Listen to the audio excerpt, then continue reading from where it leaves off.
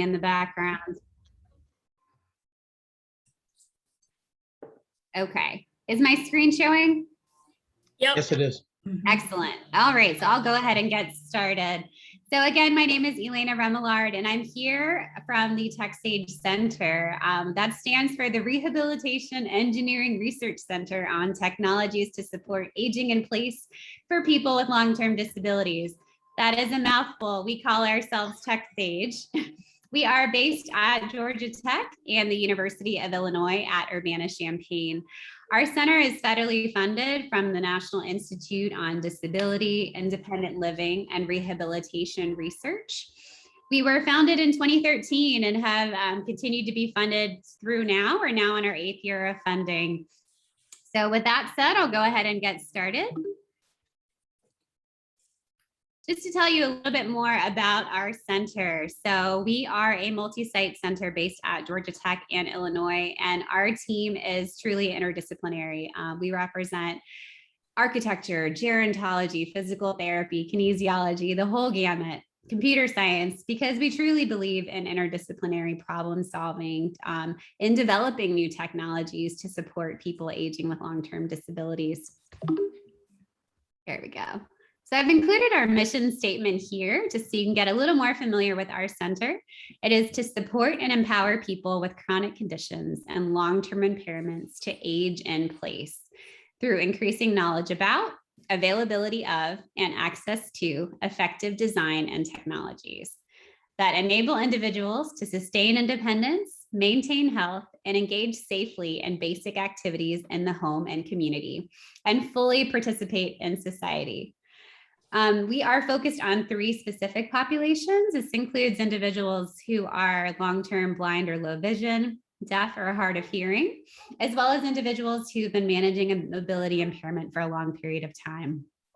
And we aim to address our mission statement through different research development and training programs. I'm going to skip through these pretty quickly, but just to give you a flavor of the different type of work that we do.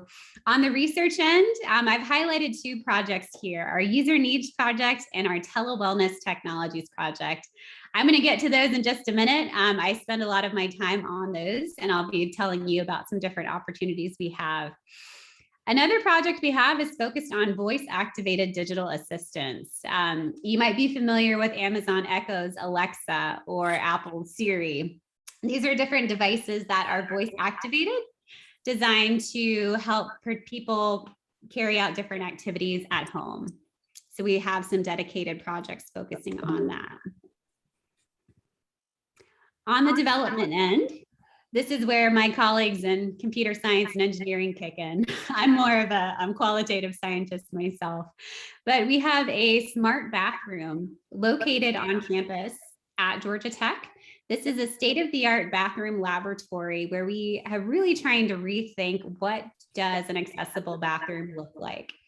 So we're all used to the very fixed grab bars, fixed toilet that really doesn't work for anyone. So this is re-envisioning that. So it's got flexible grab bars that go up and down, side to side, a toilet seat that goes up and down and side to side, a fully sensored floor that can assess gait speed and balance. All of this collectively is designed to help people find the most appropriate positioning for themselves with different abilities and support needs that might change day to day. We also have 2 projects that are focused specifically on fall management for wheeled device users. So a lot of the work on fall detection and fall management is focused on ambulatory individuals.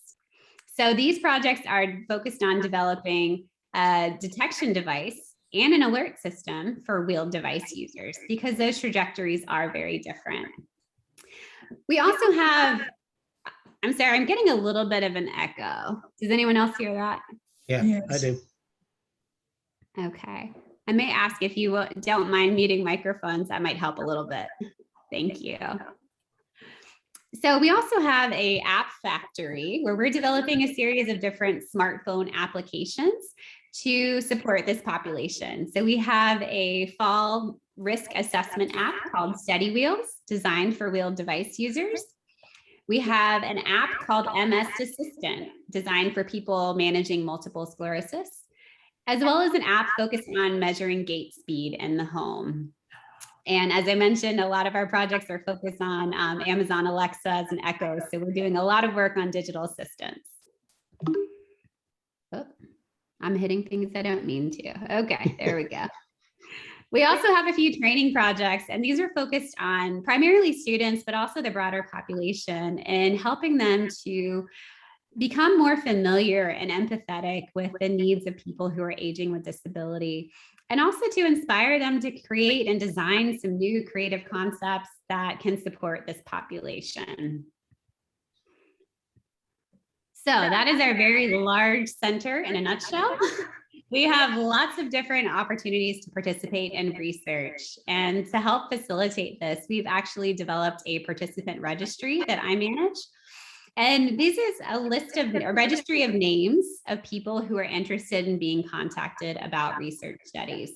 So opportunities might include something as simple as doing a survey online or in the mail, focus groups, interviews, technology evaluations, and more. I would say with COVID, we really had to shift a lot of our research. In person has been very hard to conduct.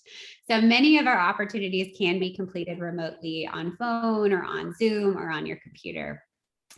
Compensation for studies is usually provided. It depends on the study opportunity.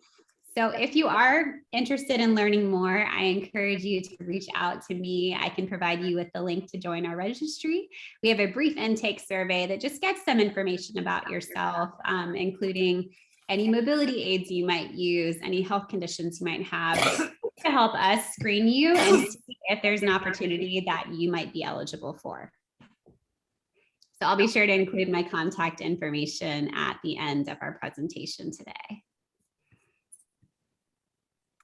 So today I want to tell you about two different projects, and I'll stop kind of one after another just to help see if there's any questions. But the first thing I want to tell you about is a study that we are actively recruiting for right now. This is called our Tele Tai Chi study. And I don't know if the group is familiar with Tai Chi, so I'll give you a little spiel about it. So Tai Chi is it actually has historical groundings in ancient China. It is a gentle, slow moving exercise that is designed to build internal energy and kind of a loosening and serenity in the body. And we have been partnering with the Tai Chi for Health Institute, which was founded by Dr. Paul Lam, who is pictured here in the center. He is a physician with decades of experience practicing and teaching Tai Chi, and his programs, including Tai Chi for arthritis, are evidence-based programs that have been adapted by area agencies on aging across the US, as well as different organizations across the globe.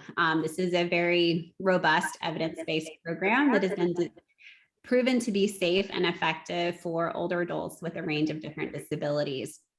So he has been a very generous partner with us on this endeavor for our Tele Tai Chi study, where we are looking to make this program adaptable to Zoom to make an online interactive experience for older adults with long-term mobility disabilities.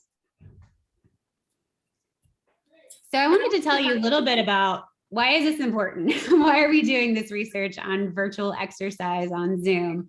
Well, less than a third of older adults with mobility disability engage in recommended physical activity levels.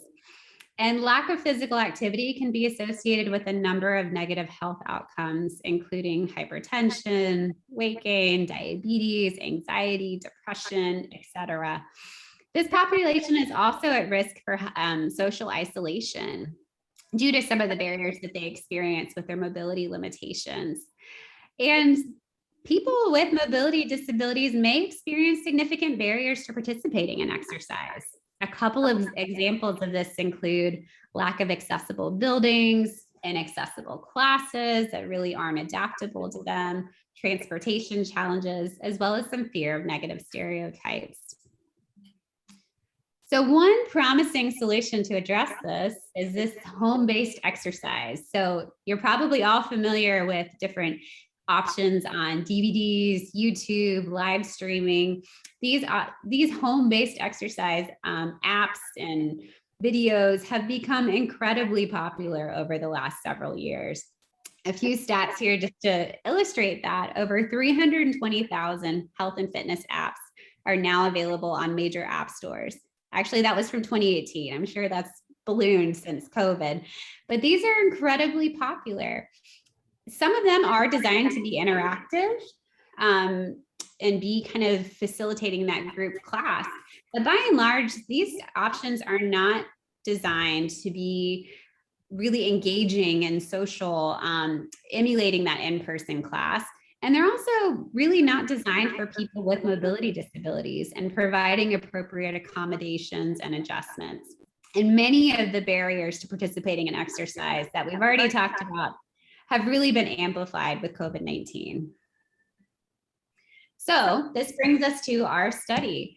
Why we're doing what we're doing. We are trying to make this evidence-based program designed for group classes an opportunity for people to participate in their homes, and with the opportunity for peer support with other people who also have mobility challenges. So we are focusing on people ages 60 to 80 who have had a mobility disability for at least 10 years. Sorry, as I text my husband to now turn down the music. Anyways, so we are focusing on this population, and some target populations, as you can imagine, it might include people with MS, post-polio syndrome, as well as different spinal cord injuries and congenital diseases. So that's why I'm here talking to you about our study today. We're looking for people with long-term mobility disabilities to participate. And the goal of this study is to really understand, can this program be acceptable to people? Do people want to do a Tele Tai Chi program from their home? Are they able to engage with others and experience some social benefits, as well as some benefits of physical exercise? So here's what our intervention looks like. We are using Tai Chi for arthritis.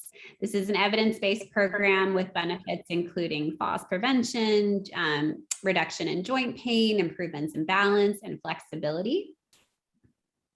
And we're carrying this out on Zoom. So on the right-hand side, this is really what our class looks like. So this is more than a video. We are using a pre-recorded video, but on Zoom, we're getting this experience of people exercising together as a group from wherever they're joining from their homes.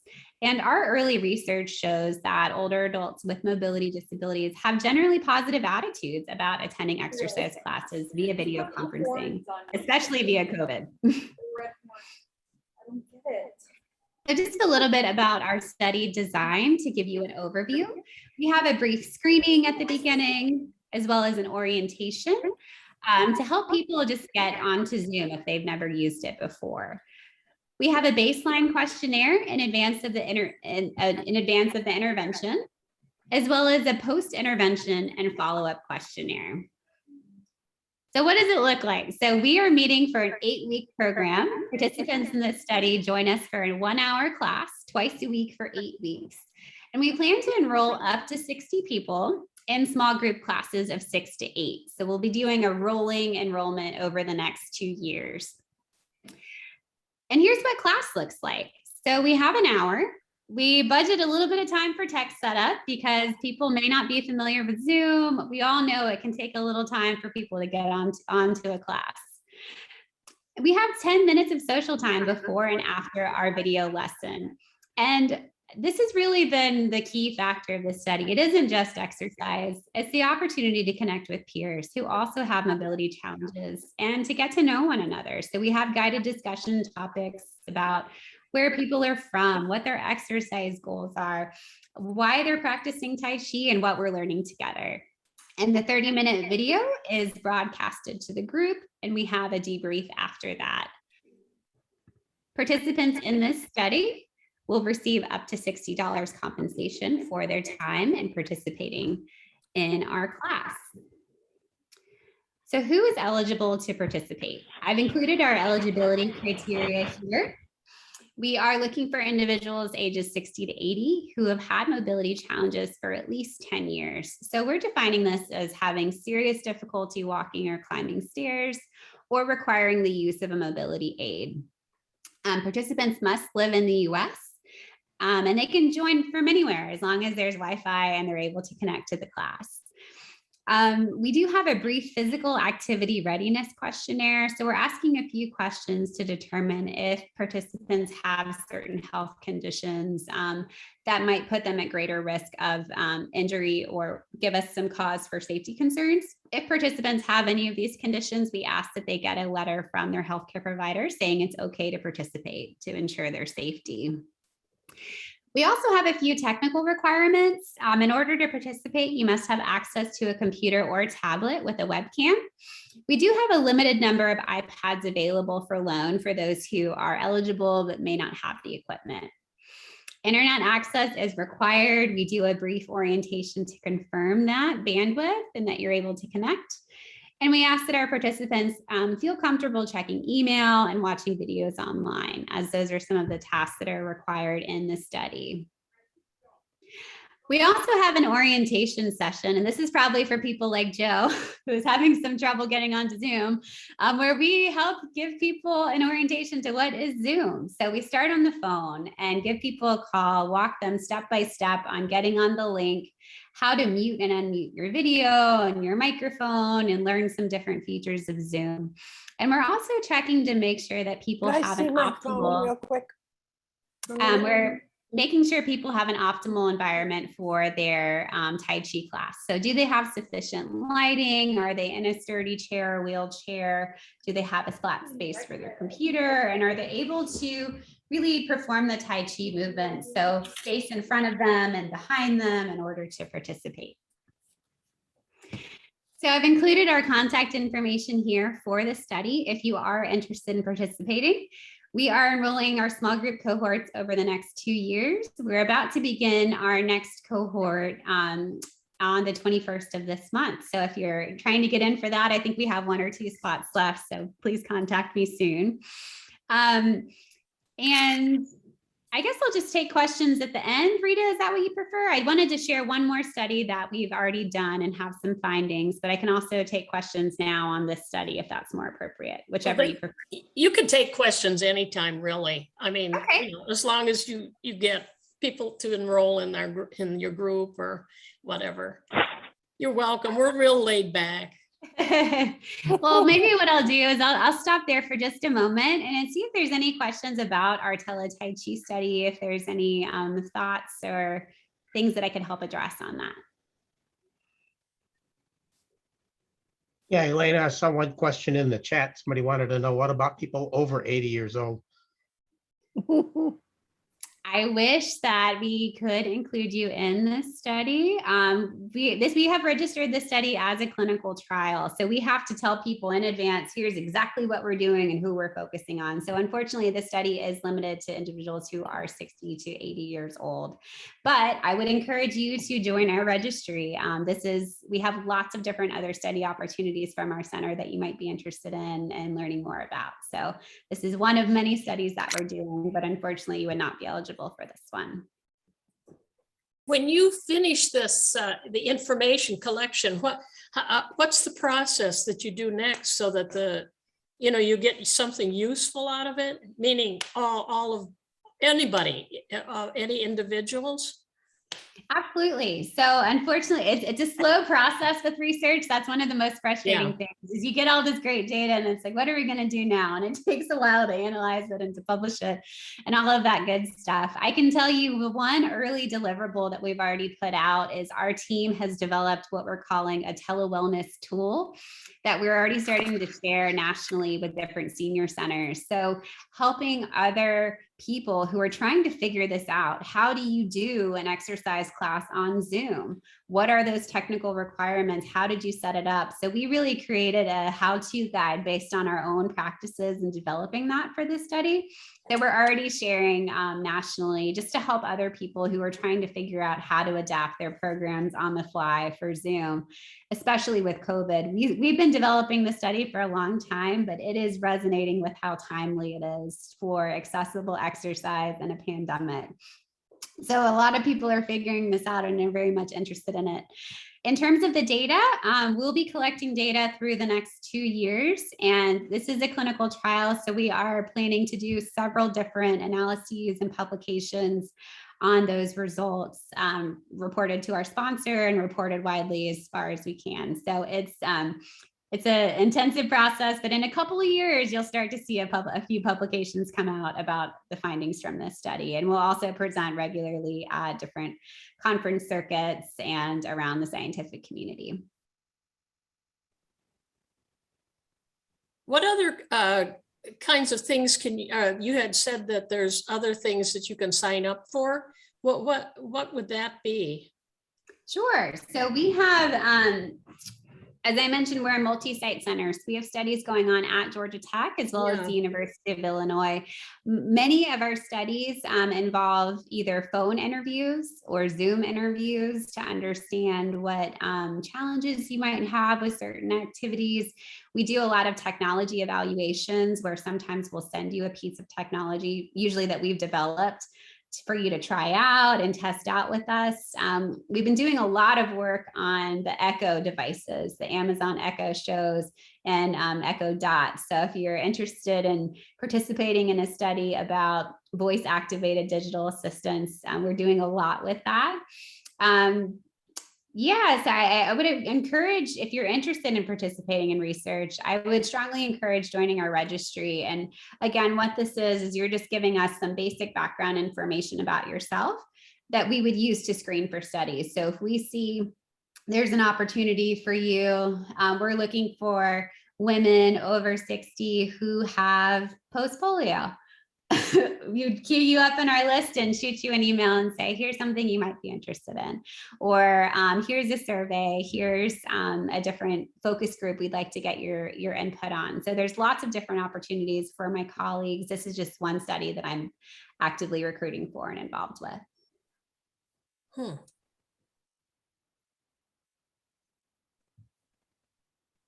Any other questions on our Tele Tai Chi study? If not, I'll just dive into presenting some actual findings from a study that we've done. So we're at that stage with another study where we've closed it out and finally have some results to share with you. So I'm happy to dive into that. That sounds great. When do these classes start? I mean, are they ongoing now, or is it planned for the future? Or so we have finished our third cohort. We have small group cohorts that last 8 weeks. We are just getting ready to launch into our fourth one on September 21st. So what this will look like is with each small group that we recruit, we figure out a time that works for everybody. So typically we'll have a standing time. So say, for example, we'll meet Tuesdays and Thursdays at 2 p.m. For 8 weeks. So we'll join, it's the same Zoom link. We'll always join. We'll really get to know each other over that 8-week period. And we'll just be doing small waves like that over the next 2 years. So we have one starting in September, and then the next one will be starting in January. okay. All right. Okay. Well, I'll go. Was there another question? I'll just say real quickly, I just finished the cohort and loved it. I recommend it highly. And they're very good. Even if you're too tired and don't want to do the exercise that day, you can just watch and visualize it. They're very understanding. So don't be afraid of signing up just because you're not sure if you can commit to having energy those hours, on a certain afternoon. That was my problem. Can you hear me? Thank you for sharing, Nancy. I appreciate that. And as she'll let you know, we don't bite. But but I'm glad to hear you had such a positive experience in the class, and we really hope that this is something that you enjoy. We put a lot into work in developing this program that we hope will be beneficial for you physically, socially, just the opportunity to connect with other people. So if you're interested in learning more, please contact me and we'll get you screened and tell you more about it and when you can participate. I'm gonna go back to Nanny's house, share some shoes. She's gonna give me. All right. Well, I will go ahead and move on to our access study. So let me share screens again. Just remind everybody to put themselves on mute. I think that might eliminate some of the echo. I think if our individual machines are on mute. Yes, thank you. If you wouldn't mind muting your microphone, that would be great. No, we're not. Everybody know how to do that? Yeah. Okay. Let me She share. already got a Nanny thought we should get a $25 visa. All That can go right. anywhere, not just Target. Tell him. We got a gift card. Tell them. We got a gift card. Just a We're all reminder, set. We got a if you card, could a mute gift your card. microphone, that would be great. Very much They appreciated. already sealed it up and everything. Okay. So we will go ahead and dive back in. So I am very fortunate to be involved with our user needs team. We developed a study called Access, which stands for Aging Concerns, Challenges, and Everyday Solution Strategies. This is a project that's led by principal investigator Wendy Rogers at the University of Illinois. And just to tell you a little bit more about that, this is a pretty large scale study. This study involved completing an interview as well as questionnaires. And the goal was to assess everyday support needs among people aging with long-term disabilities. Between 2015 and 2018, we enrolled 180 people in the study representing our 3 different populations. So this included 60 individuals who are low visioned or blind long-term, 60 individuals with long-term mobility disabilities, as well as 60 individuals who are deaf or hard of hearing. And the interview portion of this study was really focused on understanding what are people's challenges that they experience with everyday activities. So what is the frequency, the nature, and the distribution of these types of challenges with all of the everyday things that we do in our homes and communities? And also, in addition to understanding the challenges, how are people managing those? What different devices, tools, and technologies are they using? Are they getting help from other people? What are their own creative methods that they're using to cope with some of these challenges with performing everyday activities? So we included older adults ages 60 to 79 with these 3 long-term disabilities. And I've included a screenshot here of our first publication to come out from this research in the Journal of Disability and Health. This is an open access article, and I'm more than happy to share it with you all after the presentation today if you'd like to read and learn more. So today I just want to focus on the mobility group because I think that's going to be most relevant for the APPA group to learn about today. So as I mentioned, we collected this data a few years ago, and this is a snapshot of what our participants look like in this study. These included people ages 60 to 79 with a long-term mobility impairment.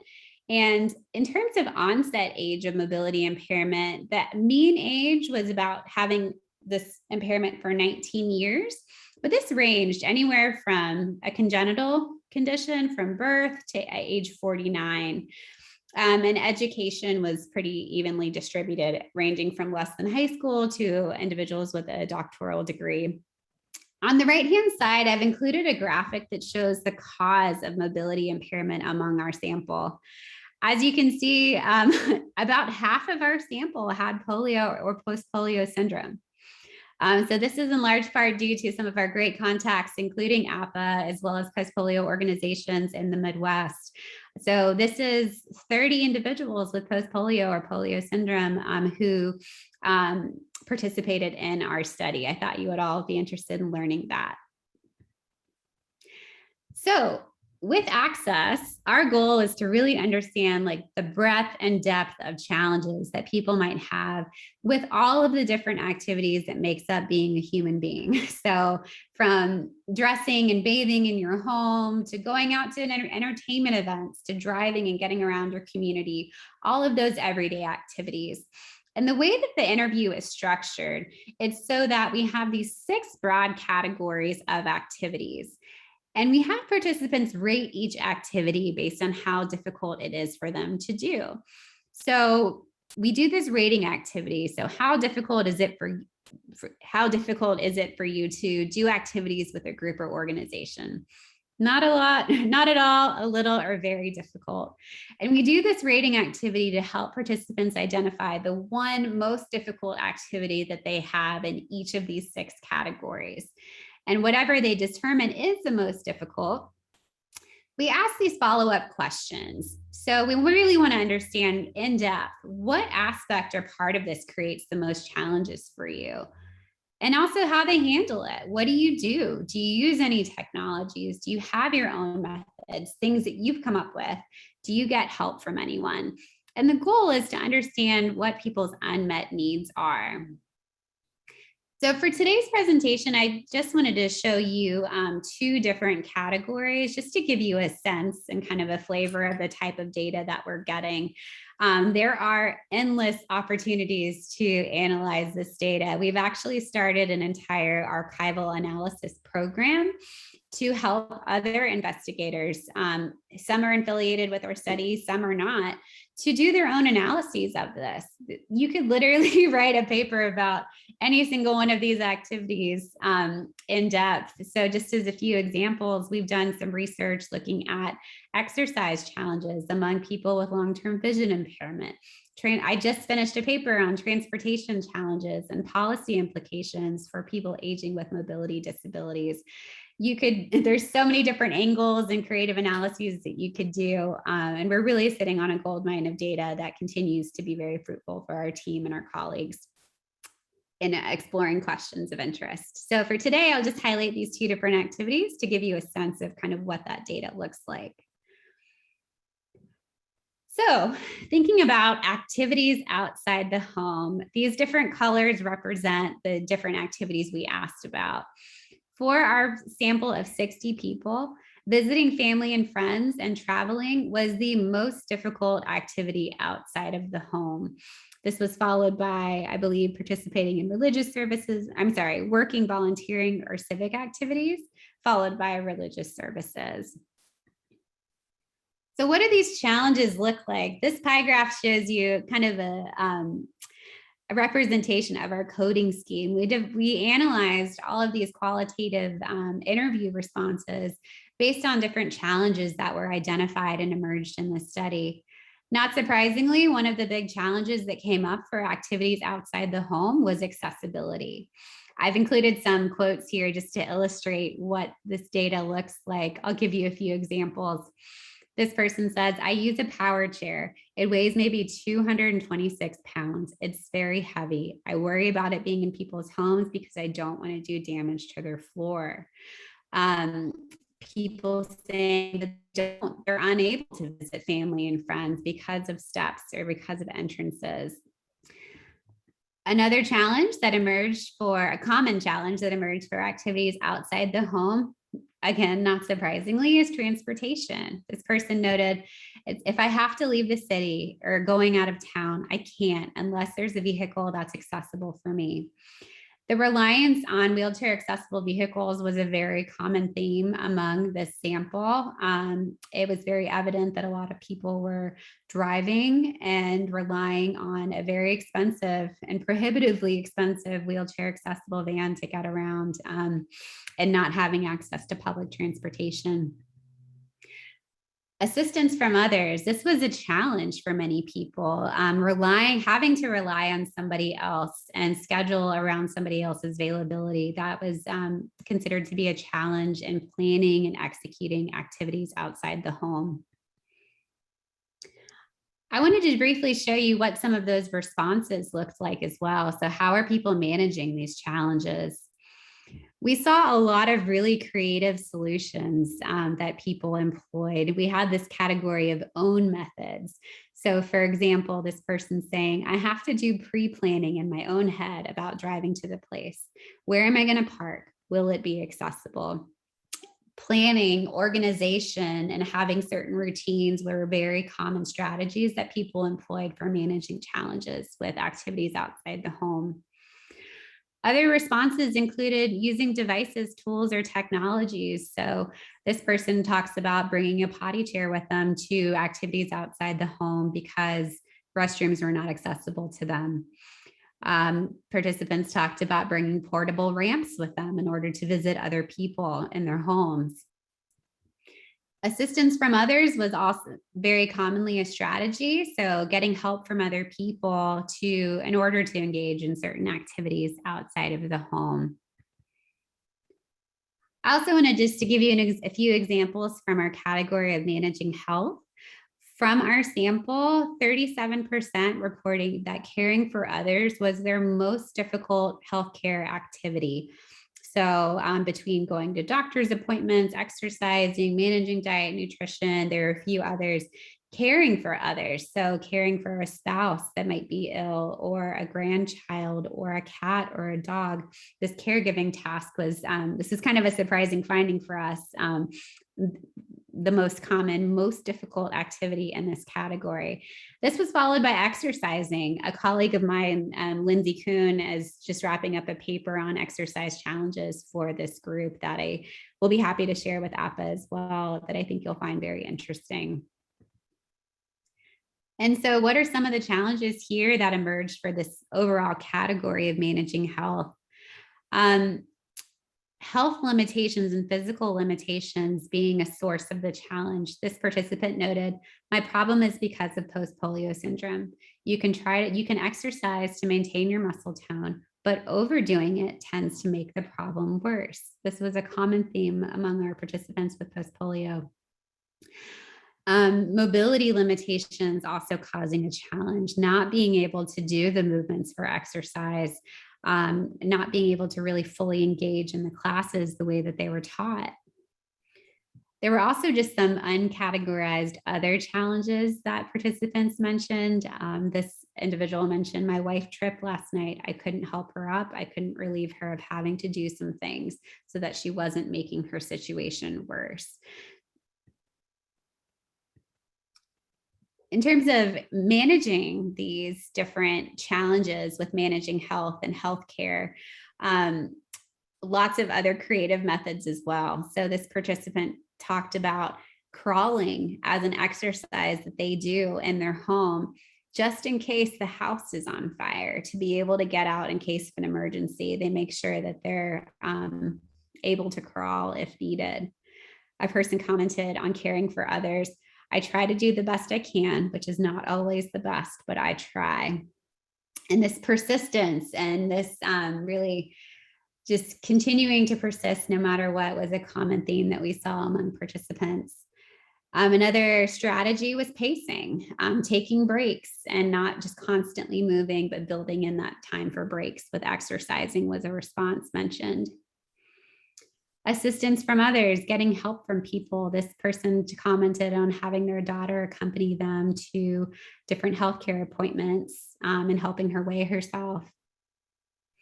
And also another common response was using devices, tools, and technologies. So something very low tech, like a tray to carry food and things like that on. Another person commented on doing exercising and how the equipment was inaccessible to people in wheelchairs. So they're trying to do what they can, but recognizing that the facilities and the equipment there really aren't accessible to them. These are just two examples of categories, very, very high level. And I think that there's so much information that we can get, and there's so many interesting analyses we can do, that I'm happy to share as we continue to produce papers that come out on this study. But I just wanted to give you a sense of some of the depth and richness that we have available with this data set. And this is a data set we have for 3 very different populations. We're just now starting to do some analyses looking at some similarities and differences between what it's like to age with a long-term mobility disability, as well as what it's like to age with a long-term vision impairment, and kind of understanding what the differences and similarities are. The challenges that we've identified so far tend to have some themes associated with them. We're really starting to see some patterns in the data, and we're coming from the perspective of technology. So our whole goal behind this study is to figure out what are people's persisting unmet needs. So you're doing all of these different strategies, you're using these technologies, what's working, what's not, what are the areas that technology could further support. And this is really kind of a feedback loop with our engineering team. They're always coming to us wondering what are the problems we can solve. And we're going back to them with here's the issue, here's how you can make it better, here's what's not working. So that's been really a very interesting opportunity for this data, is just that conversation with the designers and the technology developers that is stemming from this research. And I would also say that just our responses, some of the things that we're seeing is this population is incredibly innovative. People are figuring things out of necessity for what works for them in their lives. And some of those creative solutions have really been helping us to identify what technology can do and what technology can do better. And also, where are the policy and funding gaps that can better support this population? Where do improvements need to be made? So I know that was kind of a quick and dirty review of that study. There's a lot of moving pieces, but I want to just leave my contact information there for just a moment in case anyone wants to jot it down. I am happy to share my slides if that's helpful for you. I can share a PDF after the presentation today, but I'm happy to open the floor to any questions or comments on some of the research that we're doing.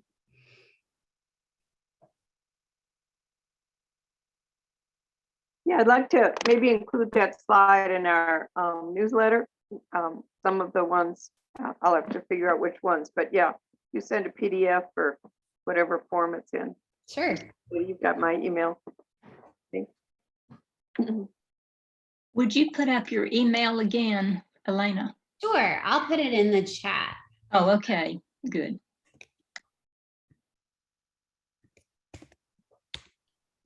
There, it's in the chat there, and I'll be happy to share my slides. I can send that to you, Rita, afterwards if you'd like to distribute it. But yeah, I'm happy to answer any questions if there are any. Maureen, you're on mute. I was going to ask Maureen a question, but maybe she's talking. Maureen.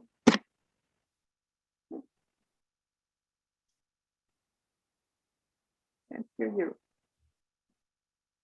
Hi, this is Basa.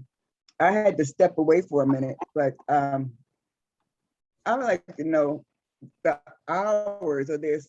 Are they just daytime, morning hours that you do the classes? Or are there any evening classes? We are currently not doing any evening classes because our support staff includes students who are at Georgia Tech, a couple of Georgia Tech students who are doing homework and stuff in the evening time. So we've kind of built this into the 9 to 5 schedule, but with each cohort, we try to schedule it based on our, we've got 6 eligible people ready to go. What times work for them? We've noticed that for most of our participants, late morning, early afternoon tends to work best. I would say the latest possible slot we would probably ever do is like a 4 p.m. Okay.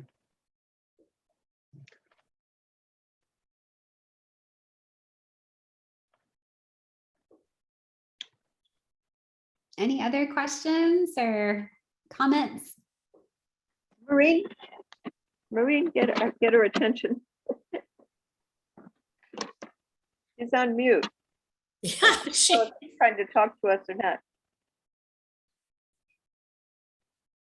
We don't hear you. I Maybe wasn't sure if she was talking to us. that's her husband. Okay, so that was appropriate. She's the one who arranges the cruise that they've been going on, the post-polio people. And I figure if anybody's got some expertise in how to manage, I'm going on it. I'm a little worried about how to take a combination of a rollator, which I usually use, but then for long distance, I need the scooter. So how do I take all that on a plane? So Mhm. if she'll come back, that'd be nice, but that's one of probably a common issue. I also have to, I'm going to fly up to New York, and again, I'm thinking, well, I'll take the rollator because I can put that in a rental car. But then if I've got to go any long distances, I'm going to be stuck. So maybe there's some, I know sometimes people rent wheelchairs, and maybe that's all over the nation. Maureen, come back, come back. Do you do, oh, excuse me. Undo your mute. Do you do any hearing research? Elena? Yes, we do. So part of our TechSAge Center is focused on people who have long-term hearing loss and who are deaf. So we're with this access study that I just presented to you today that's complete. We are now gearing up to do access 2. So we're diving in with another 180 people looking at some specific conditions. So we're including people who actually are late deafened. So people who've had some hearing and speaking abilities who became deaf later in life. So we're focusing on that population. With this first access study, we included people who are deaf and use sign language. So we've touched on it. I would say that with TechSAge, the vast majority of our research is focused on people with different mobility impairments, just based on the nature of our team and kind of what our interests are. But we do have a few studies that are focused on aging with hearing loss.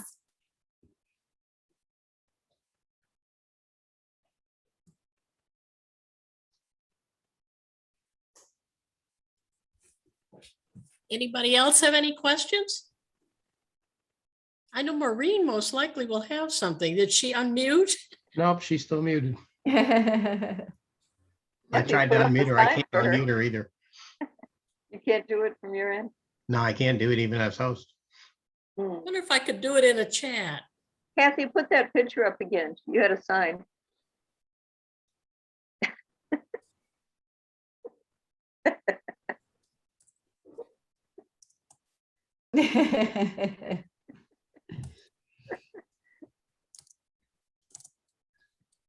Well, I will say that I'm more than happy to share our research with your team and your whole group here. I think that this is the exciting point where we actually have findings to share. So I mentioned I just finished up a paper looking at transportation challenges among people aging with mobility disabilities.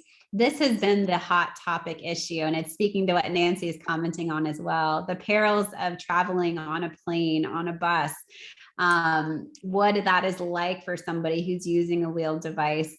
We have some really, really fascinating data and our potential for policy implications. So that should be coming out in the next couple of weeks, and I'm happy to share that with the APPA group. Now, Belinda is another one of our experts. She could tell us how to get around and fly around. Are you Great. unmuted? He's muted too. Hello, hello. Nancy, can I ask you, are you traveling alone or with someone else? I'll travel with somebody this time, which I think is, the airport doesn't scare me. It's once I get there, then we have 2 or 3 days of visiting with different people, probably different rental cars that I'll be in and out of. Because I have the Travel Go scooter, and I can go all the way to the plane with my scooter, and they just check it.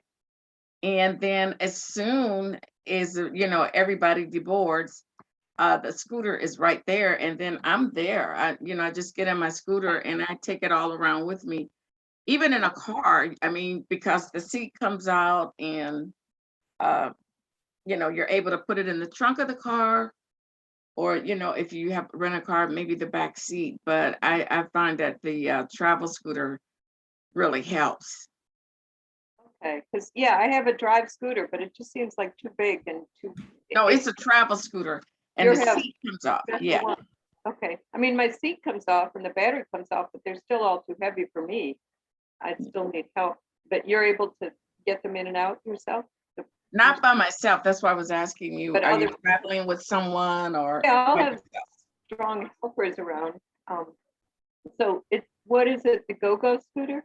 A travel? Yeah, the Pride Go-Go scooter. Oh, okay. Pride Yeah, Pride. Go-Go scooter. Yeah, Okay, thanks. travel scooter. Okay. It's I'll look calm and it's, you know, it really, I've been to California, all around Vegas, all around the airport with it. Oh, okay. It's on. It's on. Okay. Thanks, Bernetta. I'll email you if I can't find it, but otherwise I'll call you or something. Thanks. Okay. That's That's great.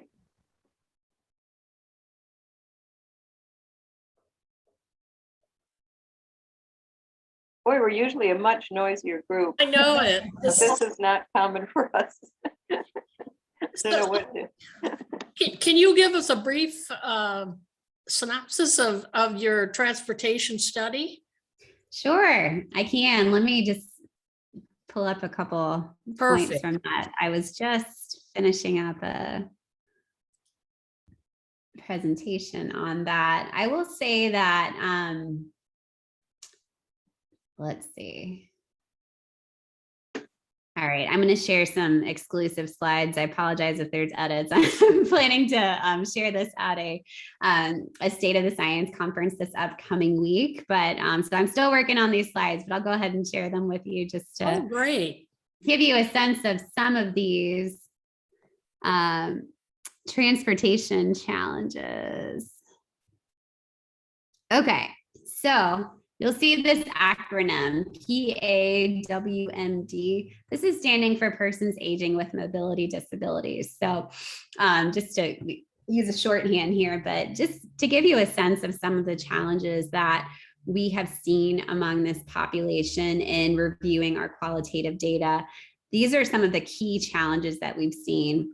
So I've included a couple of quotes here. Lack of availability. So this isn't just being in a rural location where there aren't transit options, but it can be anywhere. It can be the ability to find accessible transportation, and particularly wheelchair accessible transportation in really anywhere. So this participant commented that there's one taxi, usually Uber doesn't cover, there's no public transit, there's no rail, there's no bus. There is a system for the aged and disabled that's been developed. I know virtually nothing about it. This was a common thread where what accessible transport there is, people really aren't familiar with how to access it and what the rules and regulations are. Safety was an issue that came up, particularly for riding a bus. We learned from participants that who experienced issues with wheelchair securement on buses, where they were actually injured because the drivers didn't really know how to help them with positioning of wheelchair securement.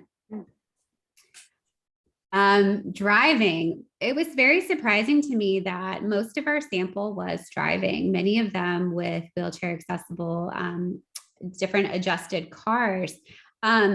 Participants were sharing how just the wear and tear physically on your body of breaking down a chair, putting it in the car, being in a car for a long period of time was very just tiresome, and it's not a sustainable option for them. Many people reported driving because it's their only option, because they're not able to access public transit or private transit like an Uber and a Lyft, where there are accessible vehicles available to them. Using paratransit was very much seen by our participants as something that was either cost prohibitive or having so many rules and regulations that made it really difficult to use. I think I include a quote here. This person says, I have to be ready at the designated area at least a half an hour before the time I schedule them to pick me up.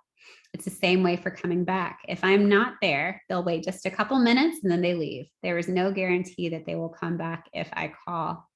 So this option, while accessible, having lots and lots of different barriers and regulations that makes it difficult for people to use.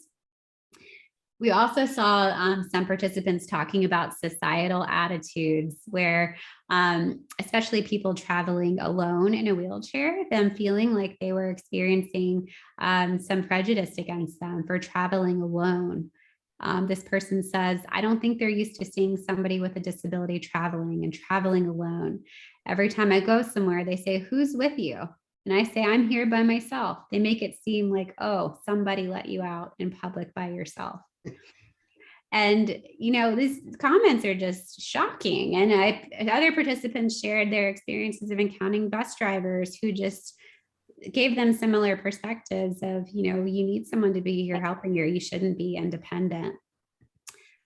I've left this one for last because accessibility goes so deep. It's not just accessibility issues. What does this mean? This is a big slide here, but we broke accessibility challenges into 5 different things. These were challenges related to transferring, especially with taxis and Ubers and Lyft, people not being able to get into a taller vehicle, needing a vehicle that's at that sedan site so they can easily transfer in, and not being able to get into rental or taxis that are at a higher SUV or van level. Steps and stairs were an issue, getting on and off a bus, being able to use a subway where there's no lift. Lack of handicap accessible spaces for those driving and people having to rely on the availability of parking. Wheelchair access and storage was a big thing.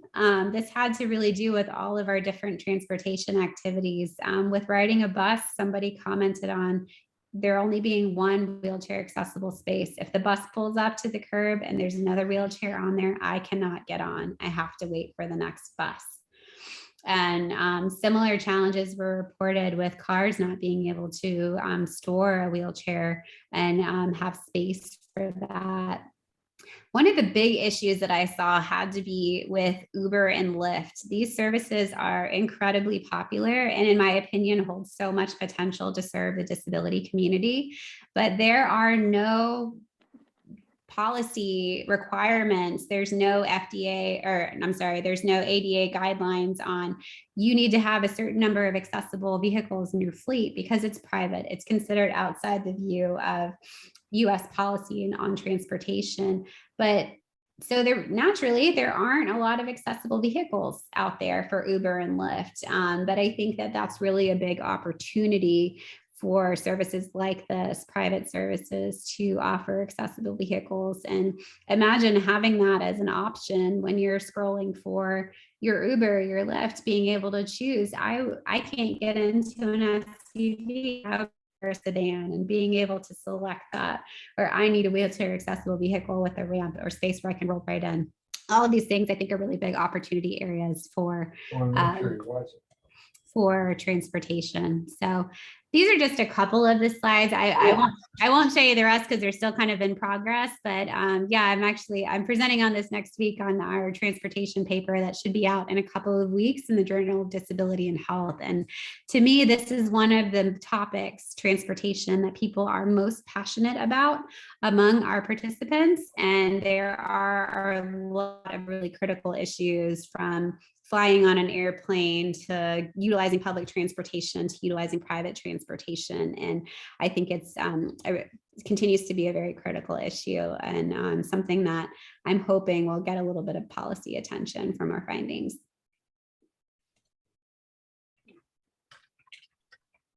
Does the federal government, once they get the information, do they then use the information on companies that develop devices and work with the counties, or how would this work? Yeah, I mean, that's the big question, is how you get the federal government to listen to your research findings. So, to be determined. I think they'll do with whatever whatever they want with it. Thankfully, we are federally funded, and our sponsor, the National Institute on Disability, they will, we have a really wonderful program officer that tends to advocate and lobby for the work that we do. So kind of closing that loop and bringing our findings back into DC and then programming at the state and local level. It's not very clean. And sometimes we do a lot of work and research that, you know, very few people ever read or listen to. But I think that that's been really the interesting piece that I'm learning as a researcher, is how to go beyond those scientific articles and talk to the people that are the movers and the shakers that are going to make things happen from your findings. So we're working with different community partners to try to make our findings go as far as we can. But in this paper in particular, we actually do a full policy analysis of what were those transportation programs being implemented at the federal level at the time we conducted this study, to see kind of what was the breakdown between the issues at the implementation level with all of there was this $305 billion transportation funding program in 2015 called the FAST Act that brought all of this funding and attention to transportation disadvantaged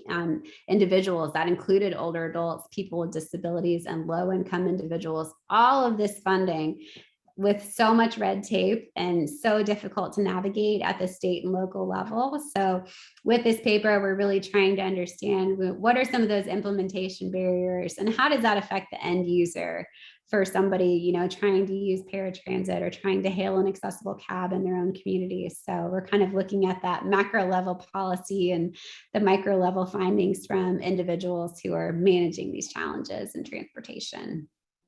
So I'll be happy to share that in a couple of weeks once that comes out. What conferences do you go to once this paper is finished? We tend to go to different aging and disability national conferences. So ones that we have regular presences at include the Rehabilitation Engineering Society of North America, the Gerontological Society of North America. We do a lot of work in human factors, which is really how people are interacting with technology and human computer interaction. We do a lot in that space as well.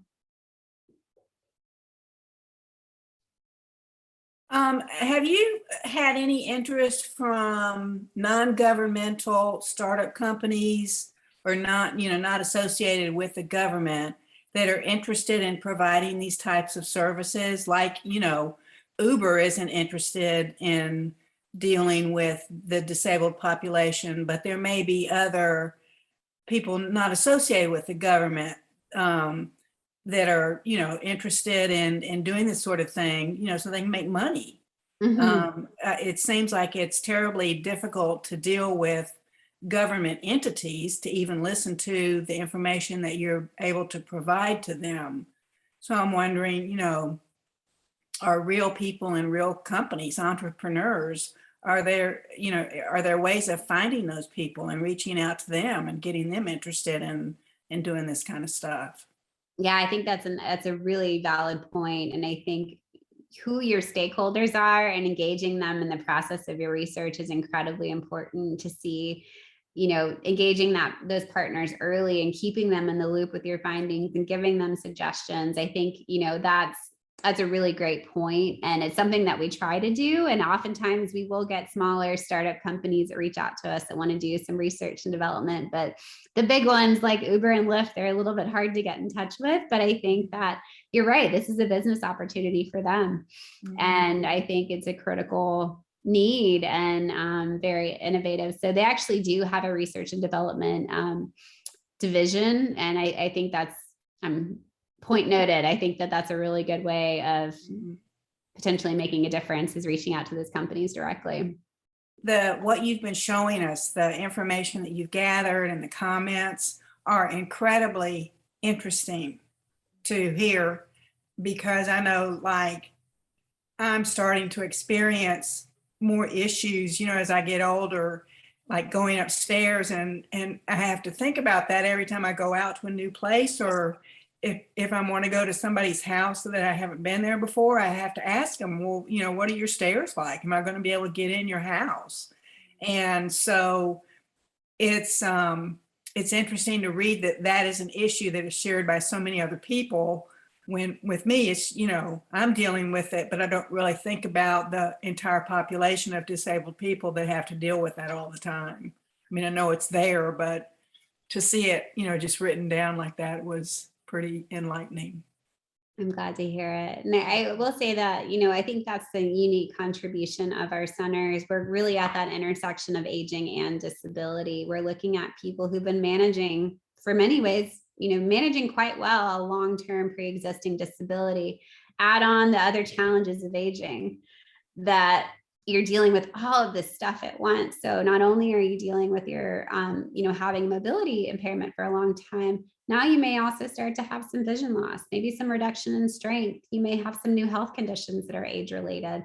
And all of that at the same time can create some really unique challenges that are difficult to manage. And you know, as you are all very much aware, people with disabilities are living longer lives than ever before due to modern science and rehabilitation, which is absolutely amazing and speaks so much to the advances we've made in science. But with that comes some challenges. You know, it's new territory with people living longer into advanced age with these different disabilities. So I think it's a very much a growing population and very infancy of the research on aging with disability, but that's kind of really where our focus is, on that population.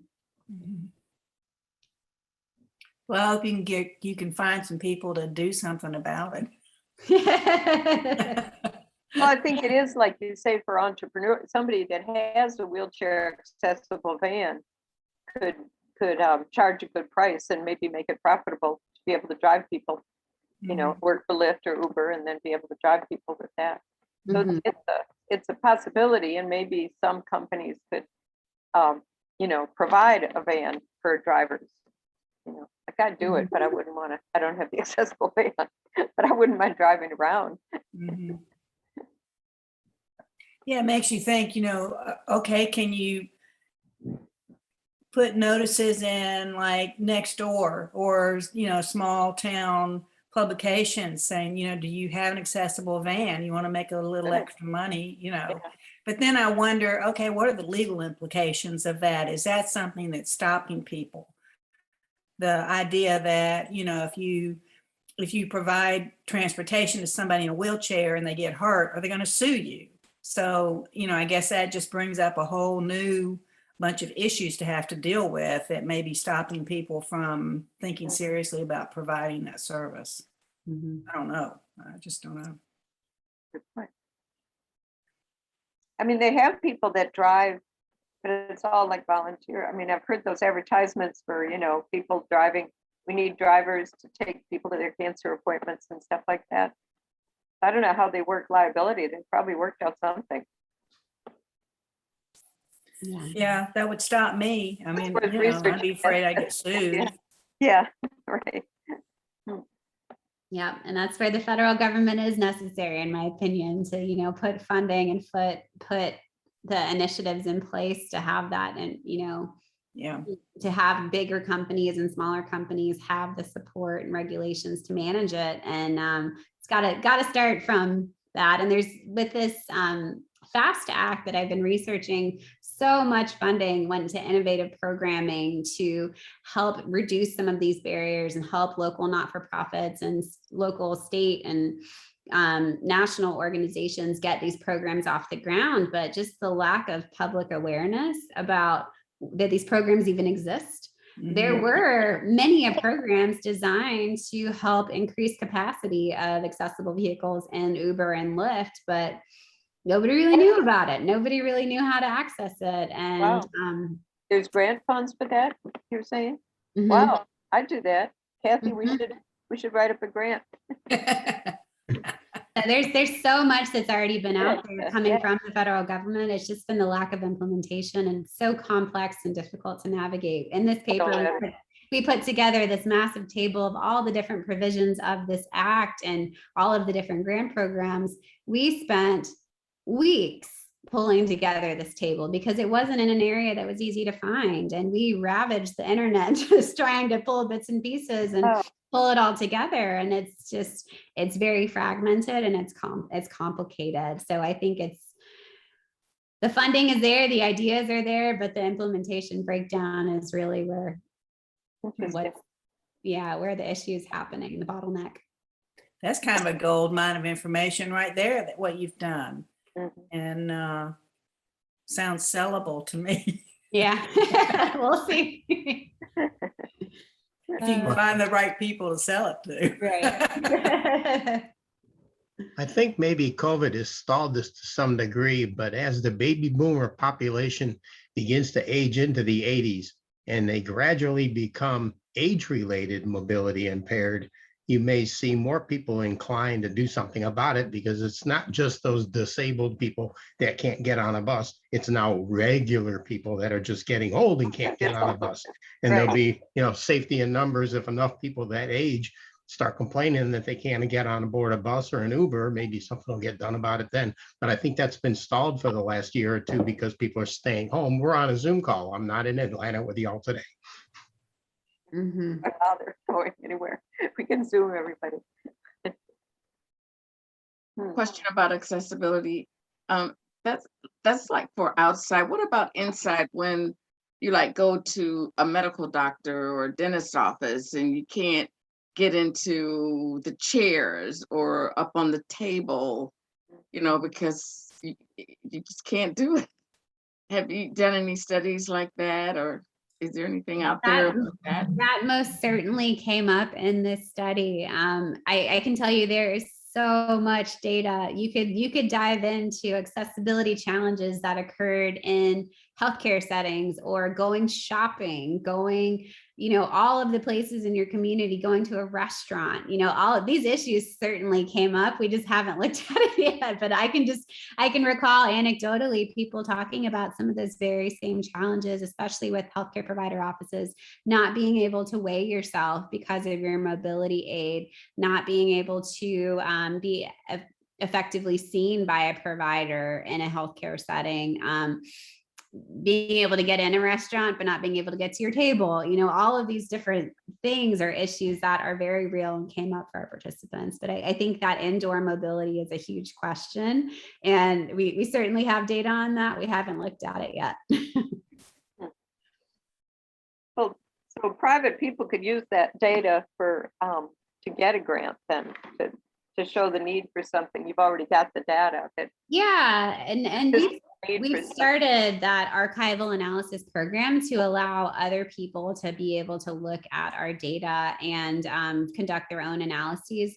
I will say that we haven't really opened it up very much externally yet, because it takes a lot of our staff time and mentoring to show people, here's how you do it, here's where all the information lives. And so right now we've really just focused on our team and affiliates, as well as students that are interested in doing certain projects that we can easily help support. But it can certainly, if the opportunity is right, we're open to certain other external organizations analyzing the data as well.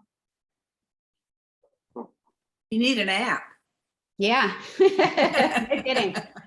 Then you can make money. Yeah. Except we all like our free apps. Yeah. Well, yeah. To really have something to get the money off it. But as far as population and critical mass needing this stuff, we also have all the car accident victims, all the veterans. There's a ton of people. That's why we've got ADAs. We do as good as we have it now. The sidewalks everywhere you go, and most places you go, stuff like that. And people are figuring out. I've read about in Europe some tourist places like castles or whatnot that used to not be accessible. They figured out it pays to be accessible. They get enough new visitors just by being accessible. So I think more people will figure out that there's a profitability. It's getting something started. It's always the tough part. Do you do projects with spinal cord injuries? We do. So with this particular study, we did have participants with spinal cord injuries as well. We've really looked at we've tried to include people with different underlying causes of a long-term mobility impairment. So post-polio has been a obvious fit for that. People have been aging with a mobility impairment due to childhood polio. So that's been a great match for us. Multiple sclerosis, spinal cord injury, other types of injuries we've included as well, just to really get a sense of different types of causes. Cerebral palsy, I'm trying to think what else, a few other different types of congenital conditions as well. But yes, we've included people with spinal cord injury. Elena, in the latest questionnaire, it asked whether we pay $12 a month for a regular Tai Chi study or, some more classes like that. And I thought that's $12 is hard to commit to. But then I thought they give you the silver sneakers, the Medicare, we have this silver sneakers program that is a certain amount of money. So maybe, if there was a way to pay for that through silver sneakers instead of going to a swimming pool or a health, something that's a lot more difficult, then yeah, sure. Check on that silver sneakers, because a lot of places are not accepting it anymore. Oh, really? Yeah, right. So we need some way for if they've got the money for the silver sneakers type of thing and they want us to exercise, then it seems that they could fund that sort of thing. That's a good point. Because otherwise, there's so many different things we could commit $12 a month to. Yes. Yeah. So it's tough, to decide. And that's a lot.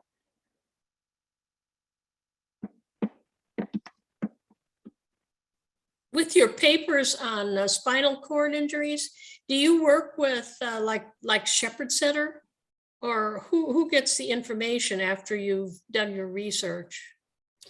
Well, I wouldn't say that we've done anything specifically focused on spinal cord injury. It's more of studies like this, like Access, that included many different populations, where we had reached out to Shepherd Center to help us with some initial recruitment for that study. So we always really value the importance of sharing back our research with our community partners, opportunities like this to share with people who've helped us with recruitment. It isn't because of that high post-polio group in that sample. I'm sure that a couple of you possibly participated in that Access study that we had a couple of years ago. So we always try to share our research back with our community partners. We haven't done a lot specifically focused on spinal cord injury, but Shepherd Center is one of our community partners that we engage frequently. Well, I hope you include us on any of your other studies, because some of our members may be interested and may affect them, so they, we could help you.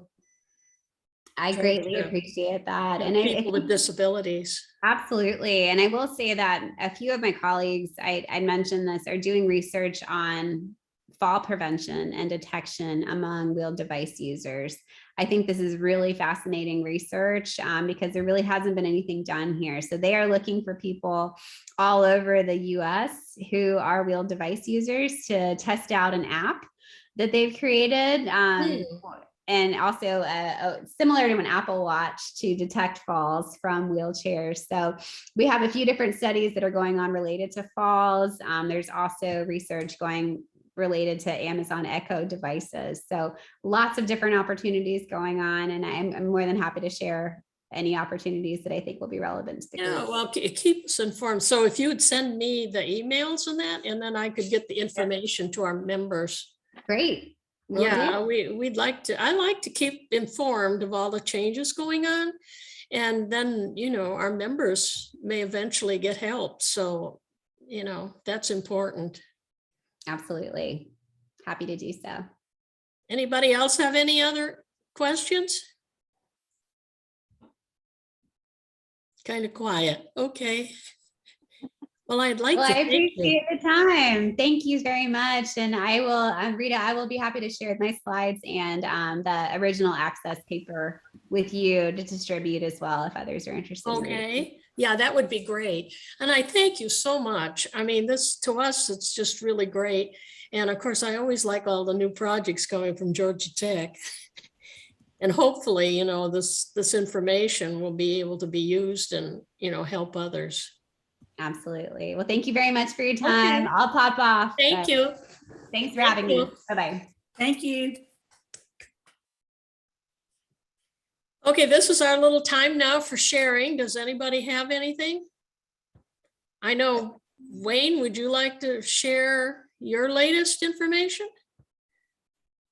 Well, I shared a little bit earlier. Yeah, I I'm know still on you. the road to recovery, so probably got about 3 weeks left, I guess, according to the doctors. I'll find out more this week. I've got several doctor's appointments coming up, so.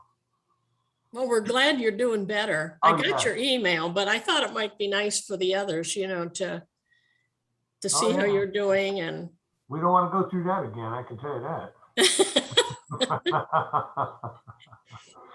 So, but I thank everyone for their thoughts and prayers, because you know, it got serious there for a while. Yeah.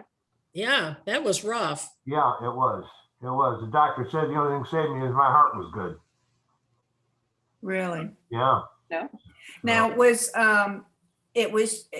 pneumonia, right? I mean, it wasn't COVID related or No, it anything? was pneumonia with what they call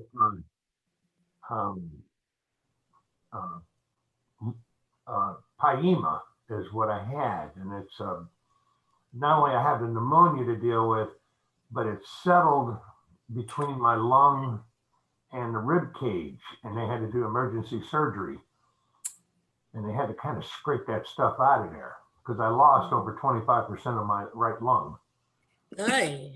So Wow. yeah, it got a little dicey there. Yeah.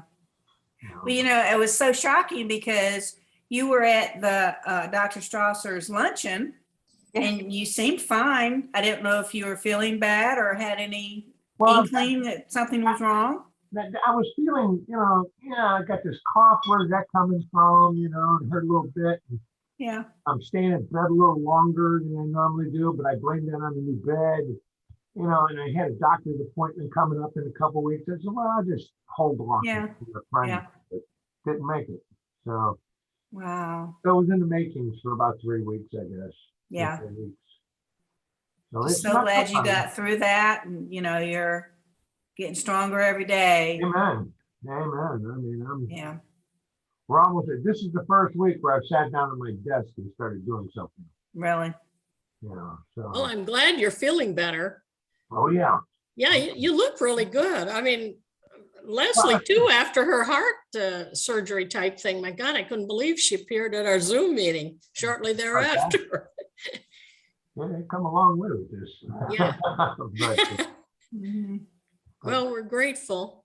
well, I'm just glad everybody's was thinking and praying for me. So, and the cards that I received, and thank you for the flowers, and you know, time to move on. So we'll see what happens next couple of weeks. So, and Nancy, I will be getting with you. Try to get you yesterday, so you got a lot of ground to cover. Numbers. You are, don't you owe me some money? Yes, we do. Yes. I've got the bill in there, ready to be paid. Okay. We're getting at it. Yeah, just waiting for Wayne. Yeah. We'll talk. That's okay. There, I'm not charging interest. Not yet. Okay, okay, thank you. That's a good thing. Yeah. Appreciate it. Anyway, we've got our board meeting, you know, the second Monday of October, so we'll be, hopefully you'll have the numbers. Oh, yeah. ready for us. Okay.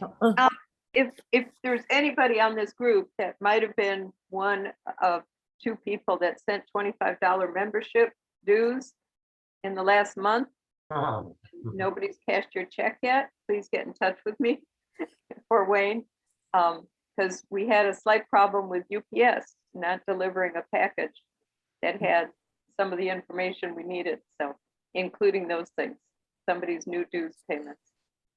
When I went in the hospital, there was some things that came into the office, and my wife opened it up, and there was some information. There was 2 checks to renew their membership. And I asked her to go ahead and forward that over to Nancy somehow. So what she did is she stuck it in a UPS envelope, which is pretty reliable, and they lost it. So we're gonna have to, I guess, send an email out to everybody and find out, hey, everybody not have the check cashed or something. Find out who they were. Right. If it was a new person, we're sort of stuck until. Oh yeah, oh yeah. So, but anyhow, welcome. Well, another thing related to the COVID, I guess, because I guess they were having help with their trouble with their health. Yeah. EPS, so Just short staff. Everybody's short staff. yeah. All right. Other than that, So Joe, what, excuse me. Booster shot for COVID. I mean, I know that's coming up. I've heard two things about that now, and I'm wondering about it. what's that? The third shot, the booster shot. I don't think we're gonna see anything till next year on that. I mean, for what I'm getting. Because I mean, we're getting up to that 8-month period of time where we're probably needing a booster, right? And I saw that there was an interview with the guy that invented the mRNA vaccine or something, and he just, you know, he said there's so little known about it, and in some ways he wasn't real sure about those boosters because he said you can get too much of something. It was the same problem with the idea if people already had COVID, whether they should get maybe the first vaccine but not the second vaccine. I don't know. Maybe. I guess. I mean, should we wait for more information to come out? Probably. That's what I'm thinking. You know, Rita, we need to get the guys. You had the guy that did the science for us. We watched the video from Vanderbilt. It was. Yeah, as a matter of fact, you know, an update from them would be really good. I could call them, and also, you know, Emory is doing some studies, and you know what? I have their email on that. So you know what? I could make one of our next sessions the booster. Yeah. Information. Yeah, I'll be glad to do that that later. That would be good because I think we're all getting up to that time. Yeah. Whether we should have to get it or not. And I was wondering about that. I'm flying to New York. And I'm thinking, oh boy, are they going to ask me whether I've got my booster yet? Yeah, I know what you're saying. Yeah. So when I was in the hospital, both times I had to go in as early morning. So I was one of the first ones there. By the time I got out of the emergency room, they had them lined up in the hallway 2 deep. Wow. And talking to the nurses in the 15 days I was in the hospital, everyone there had COVID and none of them had the vaccine. None of them had what? None of them had the vaccine. Every one of them were unvaccinated. Wow. Okay. This is what I heard. Well, there's so many people who have been vaccinated that are getting COVID anyway. Well, I heard that, but they're not coming to the hospital apparently. They may not be as sick, right? They don't get as sick. That'll be the difference, right? I know a few that's in the hospital very sick with it. Well, I'm only speaking about one hospital. Okay, I mean, I'm just talking to the nurses, and you know, this is what they're telling me. I'm sure there's exceptions to the rule, but from what I saw in that hospital, I mean, they were all over the place. They had no room, and there's so many surgeries that were canceled, like knee replacements and hip replacements, and elective surgeries, because there's just no room. Now, where were you, Wayne? Which hospital? Marietta? No. I was at the Northeast Georgia Hospital in Brazelton, Georgia. Okay. And then they transferred me to the Gainesville Hospital, which is about 3 times the size, I guess. Because they're the only ones that had a thoracic surgeon. Yeah. So, but I mean, it was the same story at both hospitals. I mean, in the cases. Yeah. Well, it's interesting because, you hear about some hospitals being overloaded, then you hear about some hospitals don't have anything going on. So it's really hard to know exactly what's going on. So I love hearing your anecdotal story about what you experienced when you were in the hospital. I think, I've heard too, that if you've been vaccinated, if you do get COVID, you won't get as bad a case. You probably. That's what I heard. But I also have read from so many sources, if you have good vitamin D levels, blood vitamin D levels, that you are much less likely to even get it. And so, you know, I know years ago, I had no idea about vitamin D. Doctors don't offer to test your blood for vitamin D, and I requested it, and he was so surprised that I, you know, had a low vitamin D level. And I thought, you know, we all probably do, especially us, because we're not outside, you know, running marathons and stuff like that. So I've been supplementing for vitamin D for years. And I think that, you know, it's probably a good idea to make sure your vitamin D levels are sufficient. Well, one nice thing about vitamin D is you can't overdose. Right. Your body will pass it through. You get too much. So, Yeah. Same thing with C. I think they both work together. yeah. So it's a nasty virus. You just want to do whatever you can to keep from getting it in the first place, you know, if that's possible. I've got a question. I had polio at 18 months, so therefore I had not had the vaccine. But then in school, everybody was bused to get vaccinated, and I received the polio vaccine. Now, my doctor and I have been having discussions on that. Back then, they probably didn't know any better, but if we're getting the vaccine for COVID, why do we need boosters this quick?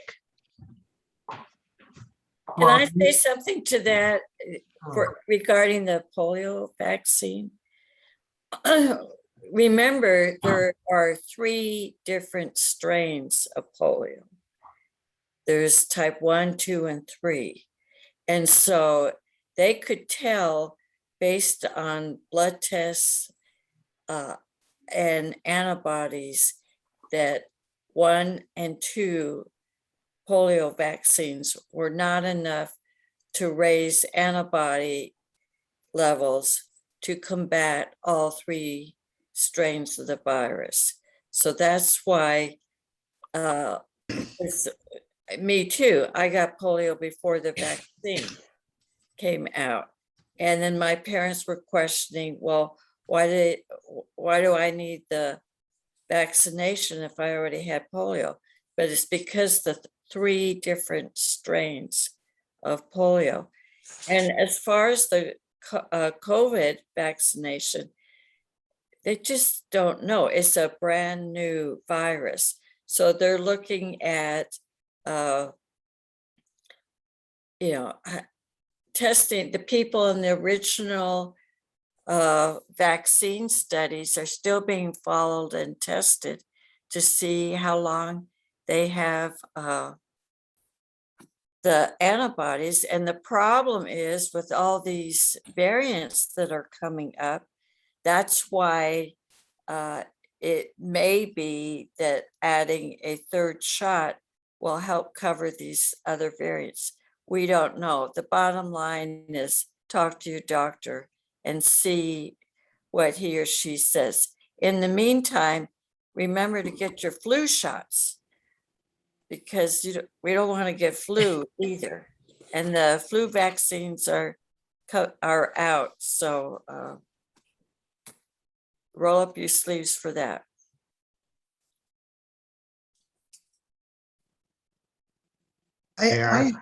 They're talking about combining the regular flu vaccination with the booster. So when you get the booster, you get the flu shot as well, which is probably a good idea. Right. Just you want to take the flu vaccine like September, October. Flu season starts November. And, you know, I don't know if they'll have that combo shot in the next couple of months. So they haven't even approved that booster shot. Right. So right. There's a lot of debate about that.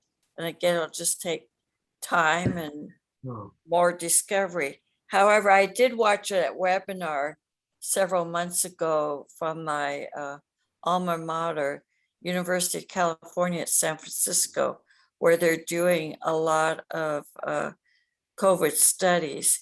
And they actually looked at people who had survived the 1918 flu pandemic. And this before they had vaccines and all that. But people who actually got that flu, now granted, the flu is a totally different virus than the coronavirus, but these are people who were like 100 years plus old, and the antibodies to the 1918 flu version were still present in most of these people. Huh. Wow. But totally different virus, who knows, but the bottom line is they don't know. Sure. We could get tested and see if our polio antibodies are still there? No, I they don't. are. With DNA testing, by the way, what's neat about DNA work these days is if you get your blood test, they can not only identify the original polio that you had by its DNA, and also the vaccination that you got is a slightly different DNA. So you can see, boy, we would have all four in this case. Huh. Wow. Do you have a source on that? That might be an interesting program on DNA of those viruses. Yeah, I think it was. I can't think of US anything government. more dry than a Oh, well, it might be dry, but DNA viruses. No, Rita, no. all right, I hear it. Well, anyway, our next program will be on Medicare updates, and apparently there's some changes, and Shirley Thomas will give us our usual discussion. And there's something to do with the COVID and disabilities. So there's some new federal rules on that. And then November is Pat Harris's person that she recommended on women's issues.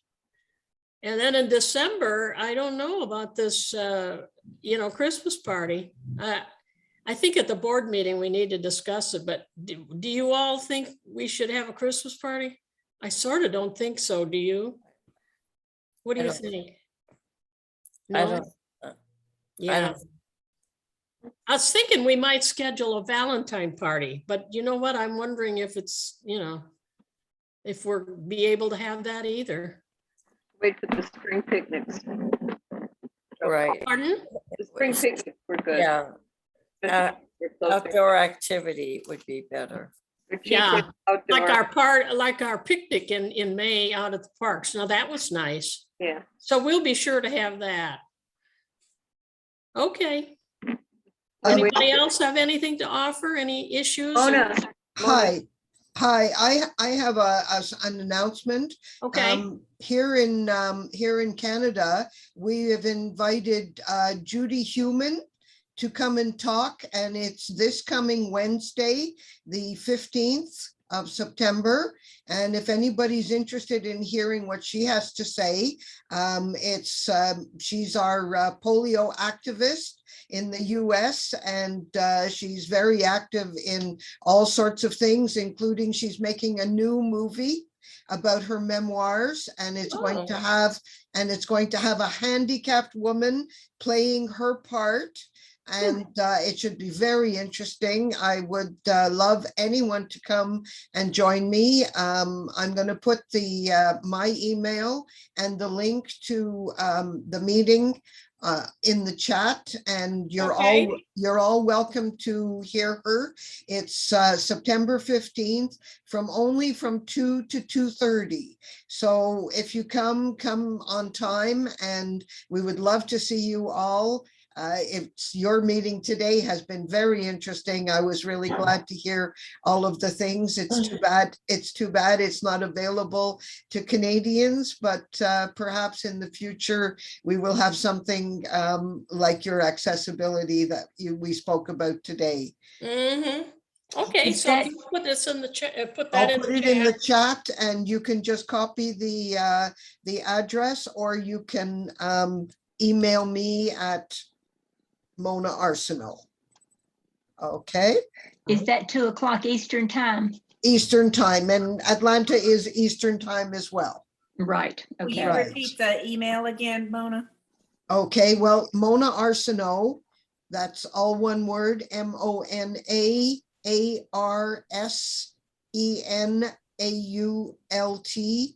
@gmail. That's mine. And then the link is there on the chat line, and I believe you can copy it or select it. So either way.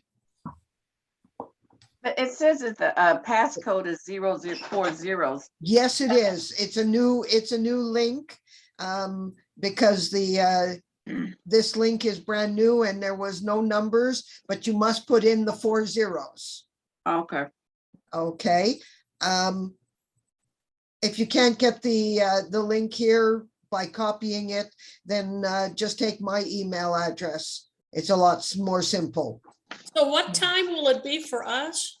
It's the same time, 2 o'clock to 2:30. Oh, it is. Okay. From 2 o'clock to 2:30, and it'll be very interesting to hear her talk. She's a real go-getter. Well, we all know what polio go-getters are like. Yeah. Yeah. Okay, thank you then. Okay, thank you, and I hope to see you. Okay, yeah. See everybody. I'm sorry I was just out of it today with my medication, so I'll have to see this again. But good to see you. Good to see Okay. you, Carol. Take care. Okay, thank you. I'm checking out. Anybody else have anything? Otherwise, we'll leave. Yeah, I'm gonna leave too. Thank you. Okay, then. Thank you all for Okay. coming and see you Thank next you. time. Thank you. Have a good week. Bye-bye. Yeah, Bye. bye. Bye. Bye-bye.